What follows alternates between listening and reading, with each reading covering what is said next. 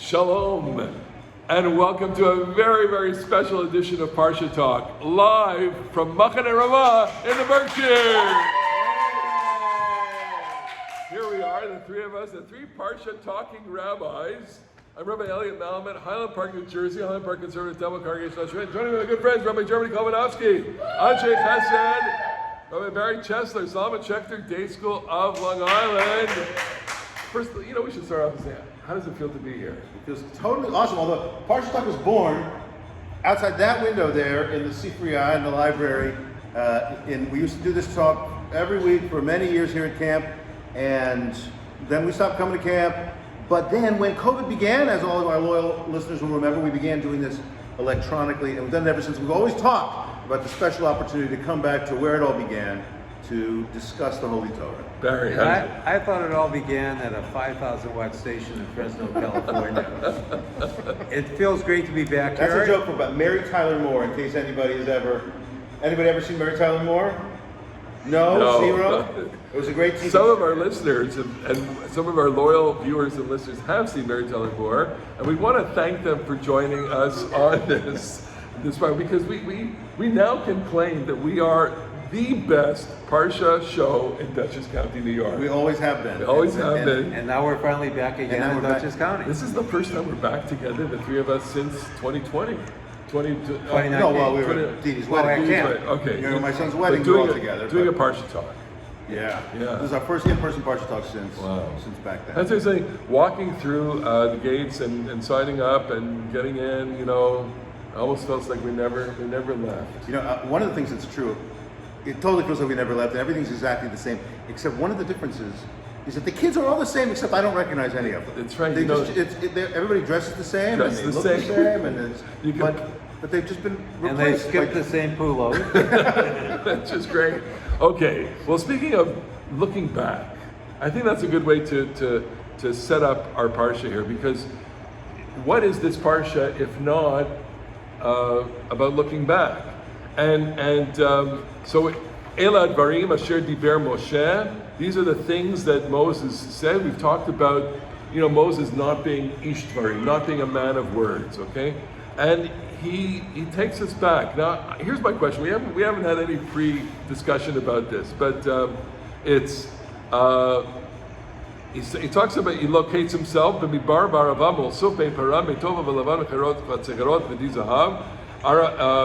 The Jordan in the wilderness, in the Arava, opposite the Red Sea, between Paran and Tofel, Laban and Chatzirot and Dizahav. 11 days journey from Horev by the way of Mount Seir. To Kadesh. Okay? Everyone forgets that part. And then skip down to verse 6. Adonai Eloheinu diber eleinu b'Horev. The Lord our God spoke to us in Horev, saying, you have Rav Lachem Sheva Barzeh. So I want to start with that verse. I want to start and ask, Moses, this is his last speech, or one of it's going to be a long one. It's actually the first of his last speeches. I always think that he's got people in the pews going, "Come on, Kiddush time." Okay, when do we have Kiddush? So he comes back and he says, "I'm going to die out there." So the question I have for you is, of all the things that he could choose to talk about, of all the things that he could start off, so he says, Adonai Eloheinu diber eleinu b'Horev. So he's starting the speech off by locating the ground zero at Horev, as opposed to, let's say, taking the slaves out of Egypt. As opposed to going, Levi. He said, I have a long story to tell you. I left for Midian. I have a long story to tell you. You remember the first plague. You remember the second. So he doesn't do anything. So I want you to kind of off the top of your head reflect on starting at that point. So I actually was thinking about this yesterday when I was trying to do a little review in anticipation of this August moment. And it's a July moment. It's pretty how hot. quickly we August. forget.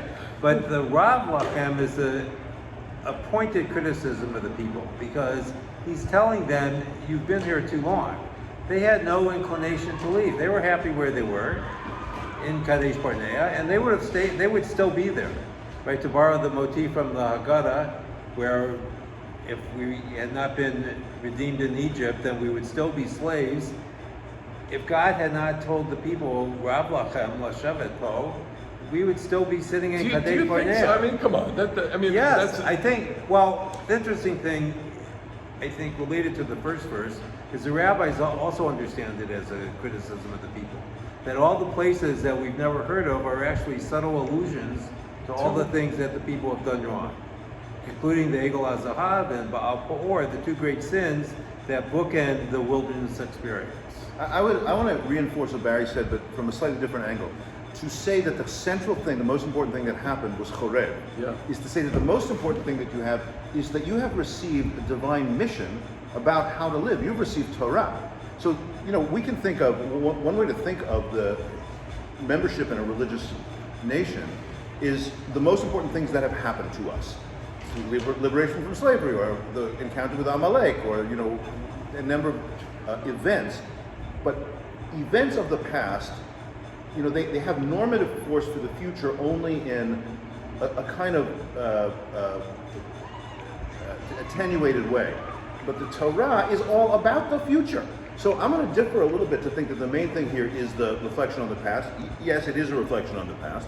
But the context is, now is time. You have this long journey, and now is the time to enter the land and to build the society that we dreamed about. So I'm going to take a little more a romantic view of this, which is that being at Horev was along the lines of what Jeremy said. It's the moment of bond, the moment of covenant, the moment of revelation, and there is a tendency among people who have had their revelations to want to stay there. You want to stay in the place where God. You want to stay in the clouds. You want to stay in the place where God has spoken to you, and basically what God is saying is enough. Rav Lachem or Adonai Eloheinu diber Eloheinu b'Horev. God said, it's enough. You can't stay here all the time. But here, then, we have to recall what's actually happening, because the people that God said Rav Lachem are the parents of the people that He's talking to now. Okay. These people are ready. Okay. Their parents were not ready, but now you're here on the east side of the Jordan, and these words are going to take you across the river. Okay, so let's go to the next verse, because the next verse is like it's telling us to move on. So it's saying move on from this topic and move on from this verse. Penu, turn, usu, travel, lachem, uvo haramorim. So turn and take your journey and go to the Mount of the Amorites, to all the places near there, to the Arava, the hills, etc., etc., etc. It's from Har Sinai, from Horev. He's saying now it's time to go into the land. And so what we have here in this encapsulation is a moment where the two pillars of Jewish peoplehood are reflected, one of which is Torah at Sinai, and the other is the land. Okay, and so if you think back to what Bnei Israel and what Moshe is thinking about, it's we've got the Torah, we've got the Ten Commandments, we've got the covenant, and let's make our way into the land. You got to go into the land. It's time to go and inherit the land. And then we get this, a kind of crisis. Moses says, I can't do it alone. God made you big, God made you great, right? It may make you great. And then verse 12, and do you read this in Echatrop, or do we? I'm not good about the tropes. So, okay. So, Echa. He does it in the Echatrop, but no one notices. Notices. So, we have the connection here between Echa and Echa, the book of Lamentations. It's probably a coincidence, maybe, notwithstanding. Echa is Salav. How am I going to carry you by myself? Now, these three words, Tarchachem, Umasa'achem, V'rivechem. Your burden, your trouble, your burden, and your fighting. Can I tell you something? If I was sitting in the audience, okay, and listening to Moses say this, I think I'd be angry. I think, come on, give me a break. But he's so descriptive of their lousiness. Yeah, well, maybe there's a little bit of black humor here. We Jews we Jews love to say, we love to have a little laugh at our own expense about what difficult people we are, or how difficult it is to work for the Jews. I mean, I don't know, Rabbi Malamed, are you a synagogue rabbi? I'm a synagogue rabbi. Have you ever felt like, oh my God, how can I bear the burden of these people? They fight all the time. I want to tell all my congregants who are watching this, that they're wonderful, they're beautiful, they're amazing, they're the most special people in the world. Okay? I'm looking right at you. You're terrific. Is it hard to Notwithstanding, that's how Moshe feels about Bnei Israel, and yet he has to complain about them.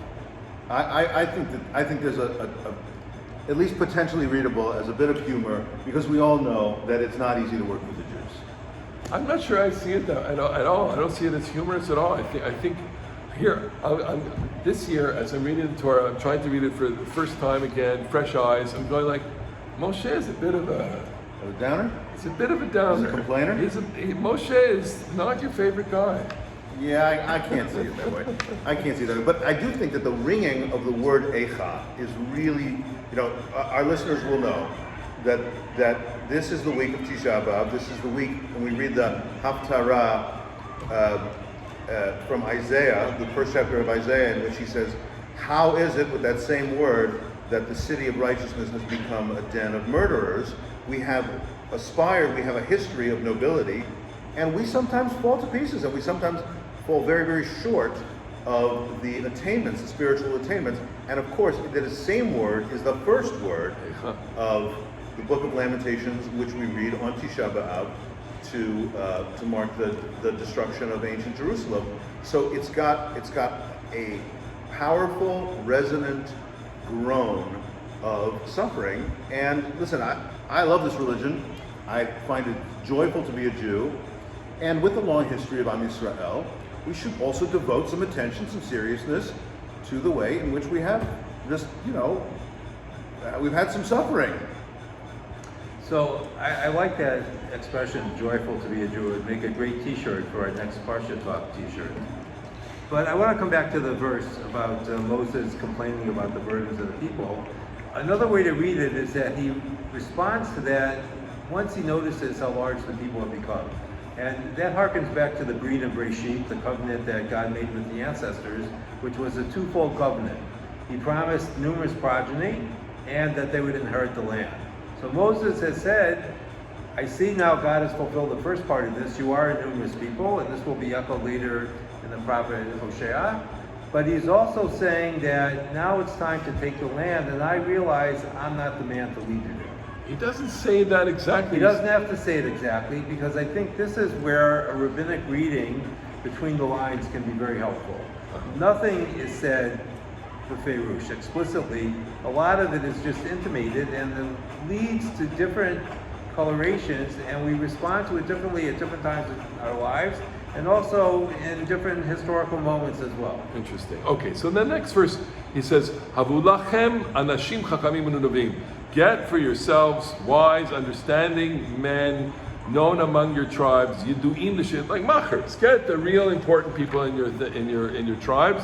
And how do they respond? No, tova davar asher dibarta lasod. Well done, nice, because everybody thinks they're going to be chosen, right? So what's important to realize is here there are no names. Okay. And elsewhere in the Midbar, it's all about the names. Both for good and for bad. It's a whole list, spies, of lists. The people that are going to count the people. But here, everyone is anonymous. Okay. Because what we're talking about is a corporate identity. Is that what's important now is the nation as a nation, not necessarily a nation as individuals. So he issues them instructions, and then if you take a look at verse 17, it's Lo takiru panim mishpat kakaton kagadol tishmeun. You shall not respect persons in judgment, but you shall hear the small as well as the great. So already he's appointing them as judges, which tells us here are people that have no experience. They have no experience judging other people. Okay, so is there something implicit in our understanding of humanity in this, that human beings, good human beings, have a capacity to distinguish between good and evil. But good human beings also have the propensity to favor one over the other. It's not uncommon for, like, if your brother comes before you and has a claim and someone else has a claim against them, your natural disposition is to side with someone that you have a relationship with. This goes back to what I alluded to before. If the key thing is that at Sinai you receive Torah, you now have to put it into practice. Of course, what you're saying is correct, and that's why we have, for example, as is well known, we have lots of rules in Judaism about who is disqualified as a judge or a witness. If they are related to the parties, they are disqualified on the face of it, as the Tractate Sanhedrin will say. The Yetzer Hara is to let your human instincts for getting ahead or favoring your friends and loved ones or whatever, that's the Yetzer Hara that is a potential downfall of a system of justice.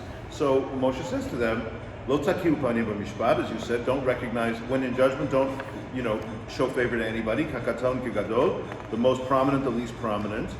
Lo taguru mipnei ish, don't be afraid of people. You're gonna have to have a certain amount of boldness to do the right thing, and not the easy thing just to get along. So what I would add to what you said, Jovi, is that this is the creation of a political community, and the essential part of a political community is the administration of justice. There cannot be a society without conflict, and the conflict has to be addressed. And the way that we do that is through judges. This is perhaps very relevant in American life because we do have a significant number of people who think that there is at least one person who really is above the law, and that is the downfall of a political system. So that everybody's equally before the law is what you're saying. Have to be. I would say that is the religious meaning of democracy, and that's important conversation in the United States, important conversation in Israel right now. Is democracy simply, the system by which we choose the dictators, and whoever gets 51% of the vote gets to be the dictator? Or is democracy a prima facie assertion that every human being is equal, must be respected, even when they are in the minority, even when they take unpopular views? Obviously, the latter one is correct, that your human dignity comes by virtue of being B'Tselem Elohim, in the image of God. And a democracy is a system which says that everybody's participation is of equal value, even when you get outvoted, and so the majority cannot trample the minority simply because they won the election. Okay. Here we could put in the plug for Aristotle, who believed that politics was the highest pursuit of human beings. And I think that it's something that we need to pay more attention to. That politics is not supposed to be something dirty. It's something that's necessary. There are bad parts to it, but the bad parts are not the raison d'etre for politics. Politics is people deciding how they're going to live together, what the rules are going to be and how we're going to follow them, and what's going to happen when people don't follow them. And nothing could be more noble than that. Interesting. All right, except for prophecy. Prophecy is more noble than politics. And with your permission, I'd like to shift to the haftarah, which you can find on page 259 in your from Hashem here. Shtayim, Chamesh, Teisha.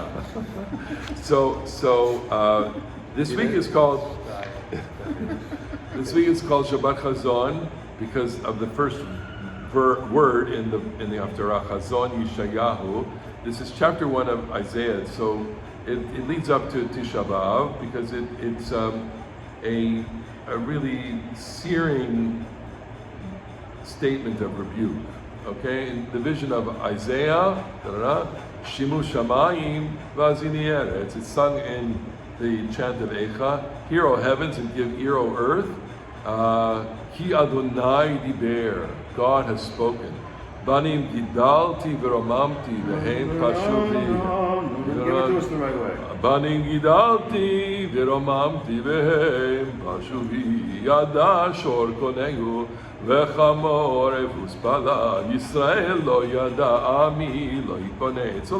I ask you a different question, not the content, but Isaiah the man, okay, and he's up. Imagine this: you're somewhere in Jerusalem in the town square, and he's up there, let's say, in the Jewish quarter of the old city. Okay, he's in a square, and he gets up and he says, "Banim gidalti v'romanti." Veheim pashuvi, my children. I'm speaking in the name of the God. I've raised children, and they have rebelled against me. And you would say, so first of all, if Isaiah was blessed with a divine basso profundo, very well, then everyone would listen. But I think that one of the reasons that Isaiah, I don't know about Jeremiah, if anyone listens to Jeremiah, because he's such a ferocious downer. And in fact, the book of Jeremiah is key because they didn't listen to him, right? In Jeremiah, the things are called the Jeremiad because he yells and screams and people don't heed, and he's a kind of a failed prophet. Isaiah, the great thing about Isaiah, and it's true even in this first chapter, which is negative, largely negative, is that Isaiah is full of consolation, which is to say, you are on the wrong path, and yet it is always still possible to turn around. And that is just incredibly important, even in the book of Eicha itself, which I want to just, throw one of my favorite lines. Chasdei Adonai kilo tanu kilo chalu rachamav. We know that from the Amidah as well. The divine mercies, strained though they are not ended. They're not over. God's mercies are not spent. Chadashim labkarim rabbi munatecha. They are brand new every morning because your faithfulness, God, is so great. And that's also part of our liturgy in the Modeh Ani, Rabbi Munatecha. A religious vision can be very harsh, it can be very difficult, it can be honestly negative, and it always has to show you a path towards an affirmative, normative way you want to aspire to live. Interesting. So, your comments remind me of an issue that has to do with the prophets. And it's a question that the Torah asks, later books of the Bible, who is a prophet? And I think the one thing we can conclude, the way you recognize the prophet is he's the guy with no friends. Because who could listen to this? But here what we have is a vision of Isaiah, and it's not clear how he actually addressed this to the people. So he may not have gotten up in the square in Eliot's voice, which I guess a prophet could borrow at will.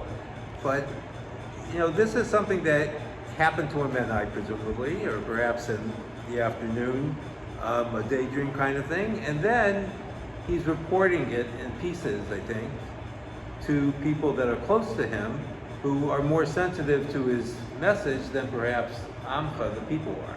Okay. I want to focus on one verse here. We got to wind up soon. I got to go. Okay. Let me look at verse 18 in this, and just we'll do a little theology for a second. Okay, where Isaiah is saying, verse 18, Lechuna v'nivachecha yomar Adonai. So they translated here, come now and let us reason together, said the Lord. This will stop in that little passage. Isn't that interesting? What a delightful phrase.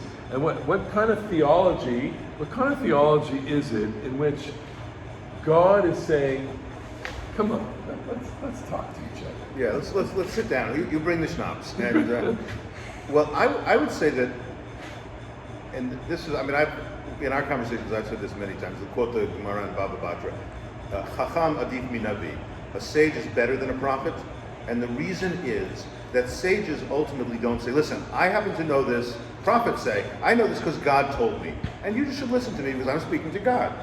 In fact, Rabbinic Judaism is this verse, even though this comes from a prophet, which is Lechuna v'nivachecha. Let's discuss this. Let us argue together, and we will illuminate each other. And we've got something to say. Yeah. And so Hashem is portrayed in Isaiah, not necessarily in Jeremiah. What we read in the last haftarah in Jeremiah is, "I am coming to destroy you now." Whereas this one says, "I want to explain something to you and give you." This is exactly what I said. Though your sins be red as scarlet, they can become white as wool again. You have a path towards the way you actually want to live, not the wrong way that you're getting caught in. And it's the path that he reminds us a few verses above that we've been on before, right? Because he's going to restore the judges of yore. And Zion is going to be redeemed through justice. So that it's not something that's beyond the people, it's something that they've had, and they've lost, and they can reclaim. By the way, anybody, when you read the Tanakh, open it to, not any page. You can't open up Safanya or Ovadia necessarily. You can't even find them. But you always are surprised at how much of the liturgy, like every page you open from the Tanakh, some liturgy pops off. Ashiva Shoftayach Kivarishona Viwatzayach Kivatchila, you know, finds its paraphrase in the Amidah. But not Echa Haita Lezona. No, that's No. that's found in Yehudim by. That was found in Amsterdam, in the red light district. I wanted to say one more thing about that verse. Nivachecha, they translate as reason, but Let's argue it out. argue it out. Tochacha. Or there's- prove. And tochacha is a loving argument. It's- Prove or reprove, Okay. right? Yeah, like it's I can demonstrate this to you. all right, Jeremy, I'm going to throw you the lob here to verse 27, the last verse in the No, it's the haftarah. lob. It is the lob. Oh, my because God. It is the, and Quoted for us. Carlos Alcaraz jams this right past Novak Djokovic. This whole first chapter of Isaiah, the Yeshayahu says, you have turned the wrong way. The city which was full of righteousness is now full of murderers. Restore our judges oath, and the Sion b'mishpat tipadeh v'shaveh b'tzedakah. Zion will be redeemed in justice, and those who return to it through righteousness.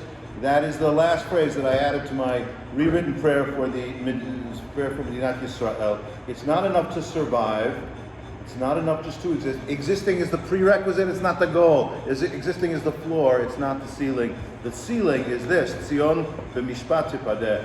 Our nation will be worth saving because of its connection to mishpat and tzedakah. So I know we have to wrap it up now because of the time, but this verse has deep resonance. I think not only because you chose it to it's really the capstone verse in the version of prayer for the state of Israel that you wrote, but I think it resonates so deeply with us. Look, we are recording this on the day after a real difficult day in Israel.